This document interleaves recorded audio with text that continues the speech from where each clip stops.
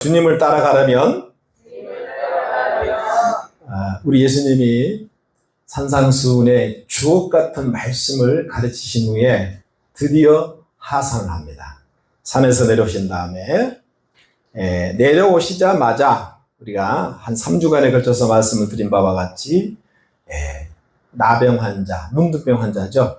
나병 환자를 고치시고 또 로마 군인 100명을 거느리는 그러한 장교의 신하 하인을 또 열병을 고쳐주시고, 그리고 베드로의 장모의 열병을 주님이 깨끗하게 치료해 주시고, 각종 귀신 들린 사람들을 다 주님께서 쫓아주시고 치료해 주신 것을 우리가 알 수 있었어요. 그러니 예수님은 이제 뭐예요? 갈릴리 지역에서 소문난 용한 사람이 된 겁니다. 할렐루야. 많은 사람이 방문하겠어요? 안 하겠어요? 소문에 소문을 나가지고 많은 사람들이 주님을 보려고 방문하게 되고 주님을 따르게 됩니다. 한마디로 주님의 인기가 날로 날로 치솟고 있었다는 거죠.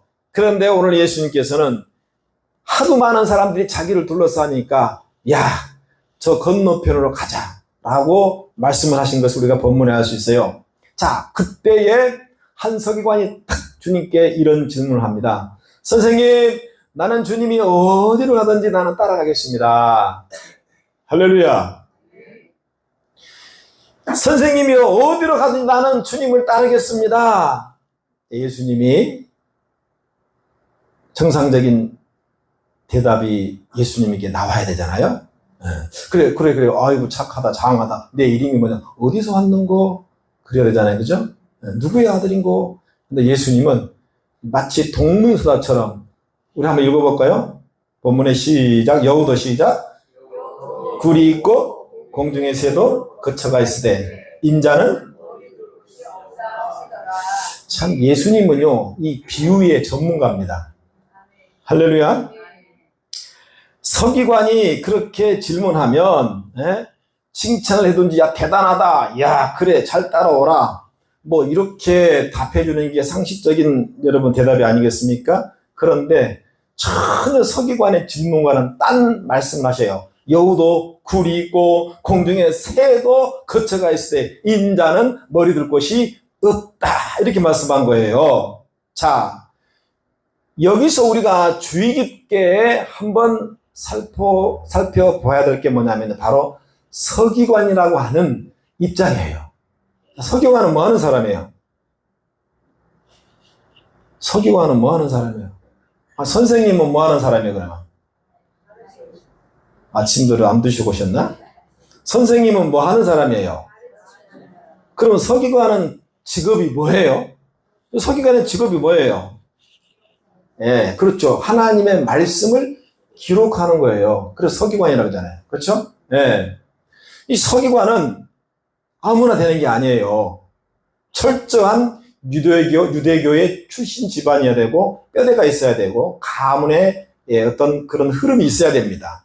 그래서 율법을 전문적으로 보존하고 기록하고 해석하는 그런 위치에 있는 바로 자가 서기관의 위치라는 거예요.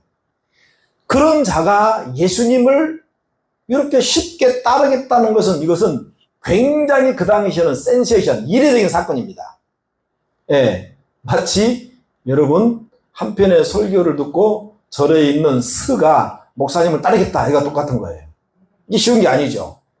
왜냐하면 우리 예수님의 탄생부터 고소, 고발, 십자가의 죽기까지, 그 다음에 부활 이후에 그 부활의 흔적을 삭제시키려고 온갖 음모를 꾸미고 거짓을 꾸미고 그 중심에 섰던 여러분 부류가 바로 바리새인들과 서기관들이에요.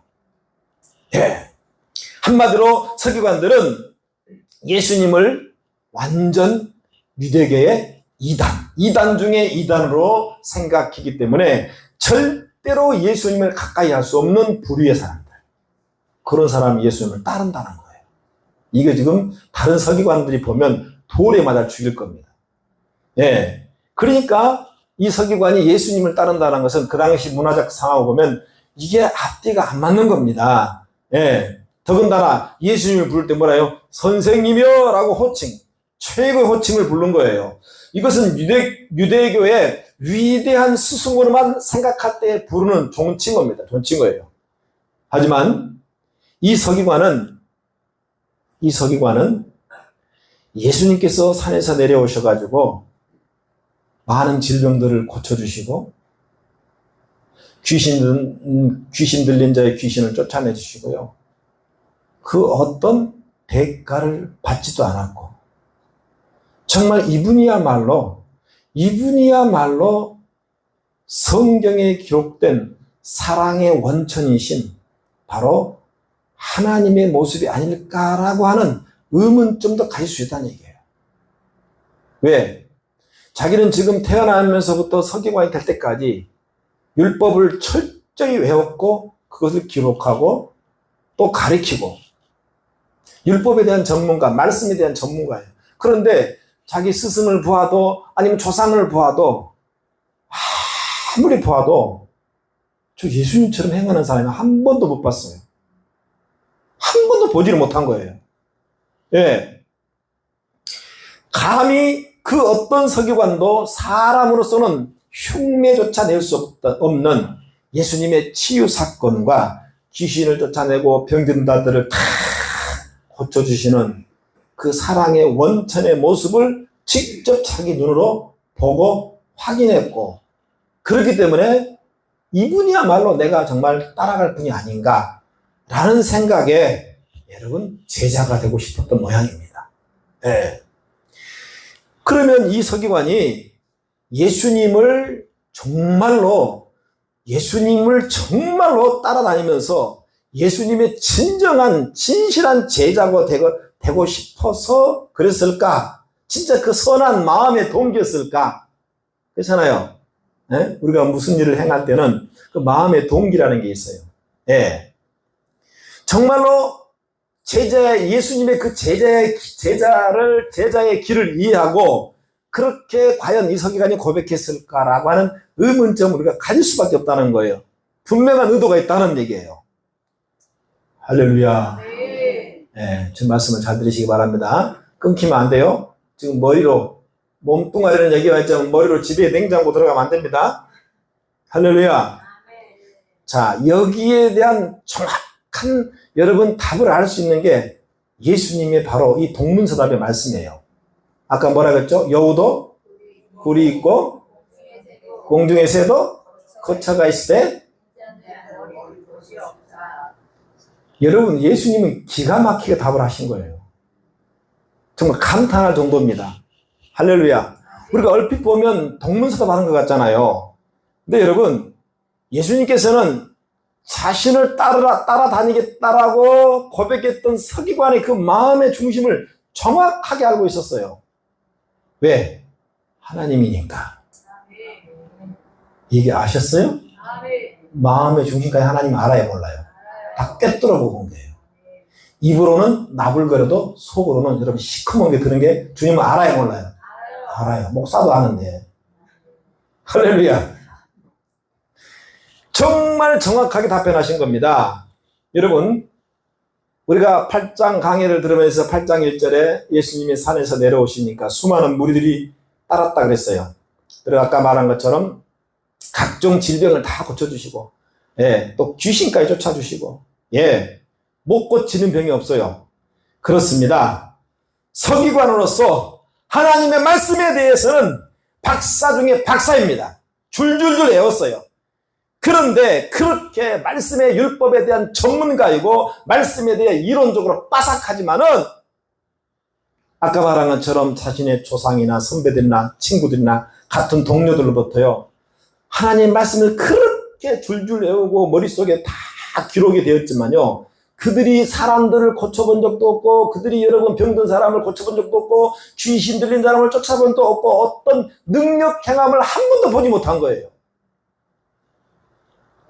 이것을 서기관이 여러분 본인도 알지만 예수님은 더 잘한 거죠. 할렐루야. 그러니까 성경을 요즘으로 말하면 신구약을 통째로 머릿속에 외우고 다니는 사람이에요. 그런데 귀신 하나 쫓아내지 못하고 말씀에 어떤 권능은 나타나지 않았다는 거예요. 그런데 예수님이 이게 나타나는 거예요. 그래서 이제 이 예수님을 따라다니면서 저 예수님의 신통한 능력만 내가 배우면 자신이 서기관 중에 서기관, 그리고 유대교회에서 진짜 이 예수님의 그 권능과 능력 행함을 내가 잘 배우면 이제 사회적으로 한 자리에 앉겠다는 생각을 한 거예요. 계산을 한 겁니다. 이해되셨어요? 이해되셨는가요? 할렐루야. 그러니까 그 예수님을 따르겠다 하는 목적을 주님이 정확하게 파악하신 겁니다. 주님을 속일 수 없잖아요. 할렐루야. 그래서 이 예수님의 권능과 능력을 잘 배우면 이제는 정말 최고의 성공자가 되어서 많은 사람들을 위해서, 서기관들, 바리새인들을 위해서 군림하겠다는 계산이 딱 나온 겁니다. 서기관의 눈에는 저 예수님의 신통한 능력은 어떤 불치병도 다 고칠 수 있는 만병통치약이었어요. 그래서 저 의술만 제대로 배우면 부자가 되고 성공할 수 있다는, 여러분, 그 힌트를 얻은 겁니다. 그러니 예수님의 대답은 서기관은 그냥 한 방 딱 매겨준 거예요. 너 나를 따라? 야, 이것 봐라. 이것 봐라. 계산을 다 한 거죠. 네. 아주 요즘 말하면 사이다 한 방을 먹여준 겁니다. 꿈도 꾸지 마라. 할렐루야. 여우도 굴이 있고 공중에 새도 거처가 있을 때 인자는 20절 한번 읽어봐. 20절 다시 한번 읽다. 시작.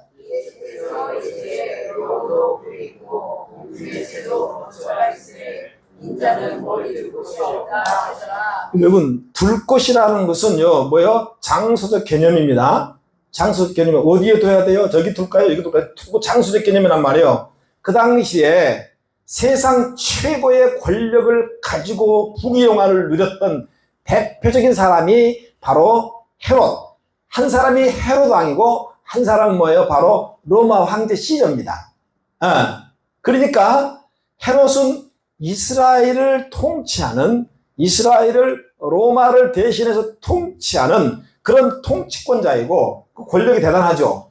그리고 로마 황제는 시저, 전체를 다스리는 통치자. 그래서 여우는, 여우와 새라고 하는 것을 바로 이 땅의 지배자이며 새는 공중의 권세자. 그래서 이 땅과 공중의 지배자는 세상 임금, 영적으로 보면 이 땅은 우리가 에베소서 말씀처럼 공중 권세자분자들이 이 땅을 지금 뭐예요? 장악하고 있고 지배하고 있고 거기에 속해 있기 때문에 하나님 나라의 왕으로 오신 예수님께서는 이 땅에 이 마귀가 지배하는 이 세상에는요, 머리 둘 곳이 없다는 겁니다. 이해되셨습니까? 이 내용은 오늘 우리 그리스도인들에게 너무나 중요한 영적인 메시지를 주고 있어요. 정말 이 땅에 예수님을 따르고 예수님을 믿는 자들은 이 땅에 머리 둘 곳이 없는 것이 정상입니다. 할렐루야. 이 세상에 머리 둘 곳이 없는 사람들은, 여러분, 이 세상에 머리 둘 곳이 없는 사람이 바로 그리스도인이 되어야 되는 거예요. 이 세상에 머리 둘 곳이 많은 사람들은 하나님을 모르는 저 세상 사람들입니다. 마귀에게 속한 자들, 하나님 나라가 없는 자들. 그러나 예수님을 따르는 자들은 머리 둘 곳이 이 세상이 아니라 영원한 하나님의 나라이기 때문에 이 세상에 여러분요, 우리가 머리를 두면 안 된다는 거예요. 믿습니까? 왜냐하면 세상이 주는 영광과 하나님의 나라가 주는 영광은 차원이 다른 비교 불가하기 때문에. 할렐루야. 이 세상에 보이는 것은 잠깐이요, 보이지 않는 것은 영원하다 그랬어요. 할렐루야. 우리는 영원한 것을 바라보는 자들이에요. 우리는 천국 시민권을 가진 자들이에요. 할렐루야. 그럼에도 불구하고 이 땅 것을 부러워하며 이 땅에 머리둘 곳을 찾는다라면 이것이야말로 그 속에 하나님의 영, 그리스도의 영이 있는지 없는지를 확인해야 됩니다. 그러므로 이 서기관이 예수님을 따르겠다고 고백했지만 결국 예수님께 어떤 신통한 능력들을 잘 배워서 세상에서 성공을 추구하고자 고백했던 것을 여러분 주님이 모를 리가 없었다는 겁니다. 그래서 이렇게 대답을 해 주신 것입니다. 예수님의 길과 또 그 길을 가는 예수님을 따르려고 했던 서기관의 길은요, 완전히 동상이몽 달랐다는 거예요.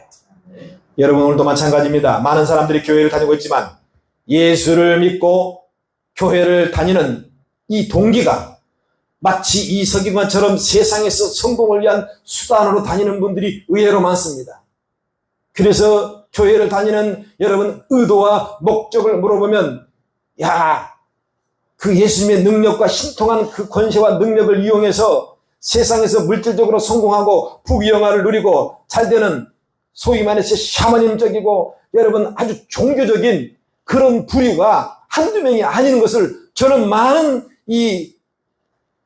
뭡니까? 사람들을 우리가 대화를 하면서 여러분요, 제가 많은 사람들을 만날 수 있었습니다. 하지만 예수님을 따른다는 것은 세상에서 안정된 삶이 아니라는 것을 반드시 알아야 됩니다. 할렐루야. 예수를 제대로 믿으면요, 즉 예수께 미치면요, 세상적인 가치관을 볼 때는 너무나 불안한 삶이에요. 할렐루야. 사도행전은 성령 행전이잖아요. 성령께서 마가의 다락방에 임하셔서 120문도에게 성령을 내려주시고 이 120문도가 완전히 하나님의 사람으로 성령의 사람으로 미쳐가지고 그때부터 사마리아와 유대와 땅끝까지 미치도록 예수 그리스도의 생명의 복음을 여러분 전하기 시작합니다. 그런데 그때부터 세상의 핍박은 본격적으로 그들에게 가해지기 시작합니다. 그래서 많은 이 사도행전 초대 교인들은요, 환난과 핍박, 때로는 사형 선고를 받게 되고 사자밥으로, 때로는 여러분 톱으로 사람을 썰어버리고 사지를 찢어버리고 눈물 나는 신앙생활을 했습니다. 뭐 때문에요? 뭐 때문에? 끝까지 예수님을 따르려고. 할렐루야. 끝까지 예수님을 따르려고. 네. 그래서 그 성도님들이 예수님을 따르는 길이 어떤 것인가를 우리에게 증명해 주고 있는 내용이 바로 사도행전의 내용이에요. 날마다 환난과 핍박의 연속. 예수님의 제자가 되어 예수의 길을 걸어갈 때, 구원과 생명의 길을 걸어갈 때 지불해야 할 대가는 여러분 혹독합니다. 날마다 잡혀갈까봐 불안해했고 언제 잡혀 죽을지 내일을 알 수 없었어요. 그래서 초대교인들은 그야말로 이 세상에 머리 둘 곳이 없었던 거예요. 그래서 어떻게 했어요? 땅속으로 들어갔어요. 카타콤이라는 그 땅을 파가지고 거기서 태어나고 평생 죽을 때까지 햇빛 한번 못 보고 죽은 사람도 많았어요. 이 세상은 머리 둘 곳이 없었어요. 그렇게 신앙을 지켰어요. 그렇게 예수님을 따랐어요. 할렐루야. 왜? 오직 그들에게는 하나님 나라와 천국에만 머리를 두었기 때문에. 누가복음 14장 26절 잘하는 말씀, 무릇 내게 오는 자가 자기 부모와 처자와 형제와 자매와 더욱이 자기 목숨까지 미워하지 않으면 능히 내 제자가 되지 못하리라. 주님을 온전히 따르려면 세상에 버려야 할 것도 많아지고요, 정말 세상을 미워해야 할 것도 많아져요. 결국 여우의 굴, 공중의 새의 거처는 바로 이 땅의 영광과 이 땅의 소유를 말하는 겁니다. 불타면 다 사라질 것들, 흔적도 없이 사라질 것들. 아니, 내 생명이 끝나면 흔적도 없이 여러분요, 그것은 나와 상관없이 무의미한 것들. 과연 예수님을 따르겠다고 호언장담했던 서기관이 이 사실을 알고 따르겠다고 했을까요? 몰랐던 거죠. 몰랐던 거예요.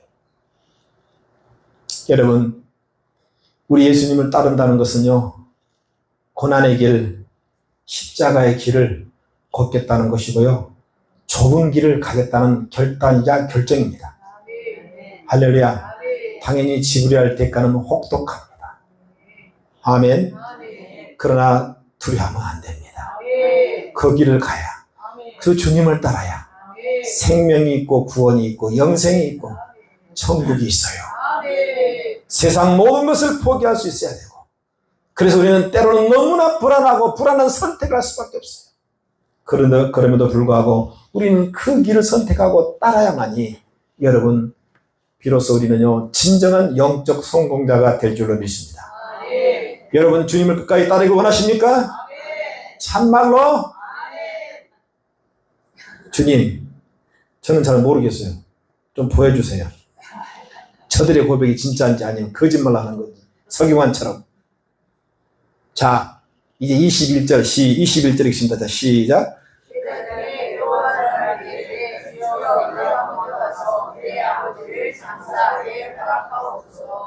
할렐루야. 이 본문은요, 올바른 해석이 되지 않으면 엉뚱한 방향으로 흘러가 버립니다. 여러분, 마땅히 주님을 따르는 것도 중요하지만, 나에게는 더 중요한 것이 있어요. 바로 지금 내 집에는 내가 봉양해야 되고 내가 모셔야 할 육신의 아버지가 있는데, 그 아버지를 죽을 때까지 내가 봉양해야 할, 섬겨야 할 의무가 있으니 더 이상 따르지 못하겠습니다. 이게 본문의 해석입니다. 그래서 죽은 자라고 했을 때 여기서 죽은 자는 진짜 아버지가 돌아가신 게 아니에요. 이것은 유대 문화를 잘 알아야 돼요. 유대 언어 문화에서 여러분요, 우리가 비유 또는 상징, 우리가 요즘 말하는 관용적인 표현이 많아요. 관용적인. 예를 들면 우리나라 관용적인 표현이 뭐가 있더라? 그렇죠. 호랑이도 말하면 무시 그게? 지 말하면 온단 말 있잖아. 뭐라 그러지? 호랑이도 지 말하면 나타난다고 하잖아요. 진짜 나타나요? 호랑이 나타나? 아니잖아요. 관용적으로 사용하죠. 그래, 안 그래요? 그 영어에 보면 브레이크 아이스라는, 브레이크 아이스가 뭐예요? 그대로 해석하면 뭐예요? 얼음을 깨지다는 거거든요. 얼음이 깨져버리는 거예요. 브레이크 아이스라는 건, 그죠? 근데 관용어예요. 그건 뭐냐면 관계 회복을 말할 때 그게 관용적으로 쓰는 거예요. 그러니까 유대의 그 문화에서도 그렇게 관용적으로 사용하는 언어적 습관이 있었다라는 거예요. 따라서 본문에 아버지가 돌아가신 후에 그때 내가 주님을 따를 수 있다, 이런 뜻이 되는 거예요. 지금 아버지가 죽은 게 아닙니다. 결국은 이 사람의 의도는 뭡니까? 예수님, 나는 예수님을 따르기를 원합니다. 그러나 나의 삶의 우선순위는 예수님이 아니라, 1순위는 예수님이 아니라 내 아버지입니다. 그 다음에 내가 예수님을 따르면 예수님이 2순위가 되는 거죠. 이해되셨습니까? 사실 십계명에도 내 부모를 공경하라 하였으니, 정말 이 말을 하는 이 사람의 입장에서는 굉장히 성경적이고요, 근거가 있는 핑계가 될 수 있습니다. 굉장히 여러분 근거가 있어요. 그런데 예수님은 정확하게 그 의도를 알고, 죽은 자는 죽은 자로 장사이다. 할렐루야. 무슨 말이에요? 예수의 영이 없는 사람들, 하나님이 없는 사람들, 하나님 없는 사람끼리, 그러나 너는 예수의 영이 있으니까 삶의 제 우선순위 1순위를 나에게 두라는 거예요. 여러분, 오늘 제가 여러분에게 동일한 질문을 드립니다. 예수님을 따르는 것이 여러분의 지금의 현재적인 1순위입니까? 아니면 부모를 공양하는 것이 1순위입니까? 상당히 곤란하죠? 여러분, 예수님은 죽은 자들이 그들의 죽은 자들을 장사하게 하고 그 다음에 너는 나를 따르라고 말씀. 얼핏 보면 예수님이 피도 눈물도 없는 냉정한 그런 발언으로 생각할 수 있어요. 그러나 본문에 죽는다는 의미는 아까 말씀드린 대로 진짜 자기 아버지가 지금 곧바로 사망에 죽어서가 아니라 삶의 우선순위가 예수님을 따르는 삶이 되지 못하기 때문에 이 핑계 저 핑계 온갖 핑계를 대가며 예수님을 현재적으로 따르지 못하는 사람들을 얘기하는 거예요. 이해되셨어요? 왜냐하면 그들에게는 예수의 영이 없기 때문에. 이미 예수의 영이 없는 사람은 사형 선고를 받고 여러분 뭐예요? 대기 중인 사람이에요. 예. 사형 집행만 하지 않았을 뿐이에요. 저 불신자들은 이 사람들 다 그렇죠. 죄의 싹은 사망이잖아. 사형 선고를 다 받은 자들이에요. 다만 지금 집행이 안 됐을 뿐이에요. 기다리고 있는 거예요. 왜? 예수의 영이 없어요. 저들은 죄 용서 사함을 받지 못했어요. 그래서 저들은 뭐예요? 영원한 지옥이라고 하는 사형 집행을 여러분 받고요. 지금 대기 중입니다. 그래서 그들은 죽은 자나 마찬가지라는 거예요. 할렐루야. 따라서 쉽게 오늘 저와 여러분에게 이 말씀을 적용시켜 보면, 목사님 나 교회 바빠서 못 나가요. 아이고 몸이 아파서요. 못 나가겠어요. 그리고 나 너무 지금 가난하고 힘들다. 내 통장에 좀 돈 좀 벌고 나갈게요. 계속해서 환경 탓, 형편 탓, 온갖 핑계를 다 대면서 미루고요. 주님을 현재적으로 따르지 못하는 자들을 향해서 주님이 이 비유를 통해서 말씀해 주신 것입니다. 우리 회개합시다. 우리 회개해야 됩니다. 우리의 신앙은 현재적입니다. 과거는 지나가 버렸어요. 미래는 오직 않았어요. 현재, 오늘, 지금 이 시간 내가 예수를 따르고 있는가? 예수가 1순위인가? 아니면 아버지 봉양해야 돼요. 내 신랑 밥 줘야 돼요. 내 자식 대학교 가르쳐야 돼요. 계속해서 이 땅에 머리 둘 곳을 찾고 있어요. 우리 회개해야 됩니다. 주님 앞에는 핑계치 못합니다. 할렐루야. 하나님 나라에 대한 소망과 천국 영생에 대한 꿈이 없는 이 명목상의 예수쟁이들, 명목상의 교회에 다니는 그리스도인들, 예수의 영이 없는 모적품 종교인들, 한두 명이 아닙니다. 포장은 그럴싸합니다. 성경책 끼고 다니고 찬송은 크게 부르고 찬양은 크게 부르지만 여러분 막상 현재적으로 예수님을 따라야 된다는 그 결정 앞에 아니요 나 바빠요. 나 저거 먼저 해야 돼요. 그 사람은요 삶의 우선순위가 예수가 아닌 사람입니다.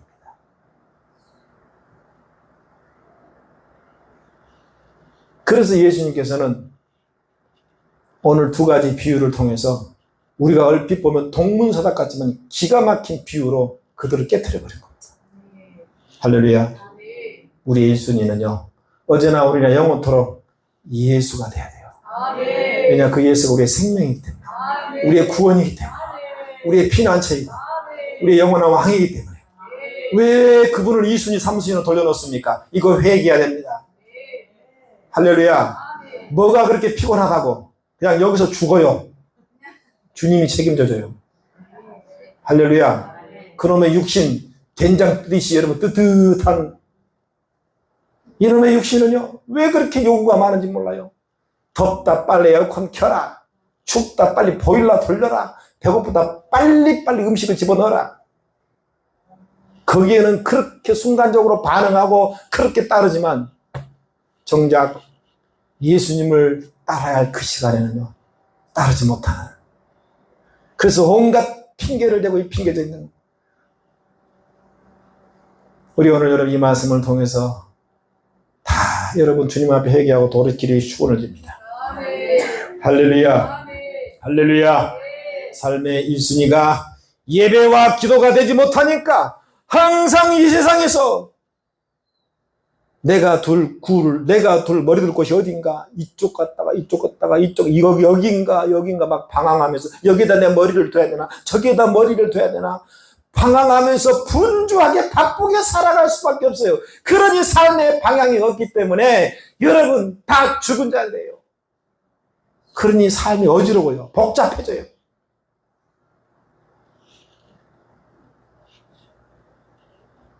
예수님께 머리를 두면요 삶은 단순해집니다.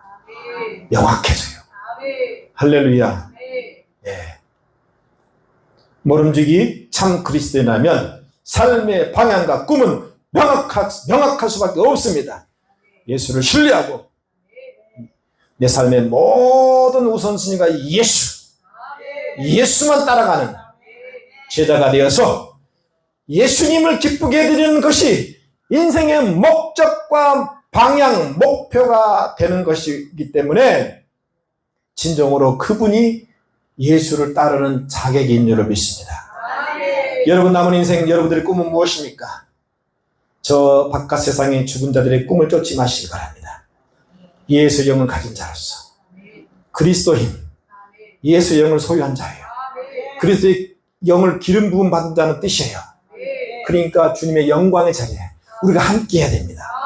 그것이 고난의 길이든 그것이 여러분의 어둠의 길이든 그것이 정말 환난과 핍박의 길이든 우리는 포기하지 말고 끝까지 산자의 하나님을 따라해 줄 믿습니다. 할렐루야. 그래서 오늘 이 말씀을 통해서 산자의 하나님 그 삶을 사는 것이 그리고 그것을 위해서 내 삶을 우선순위로 정하고 결정하는 것이 마땅하다는 것을 여러분 기억하면서 돌이키시길 주 여러분을 간절히 축원을 드립니다.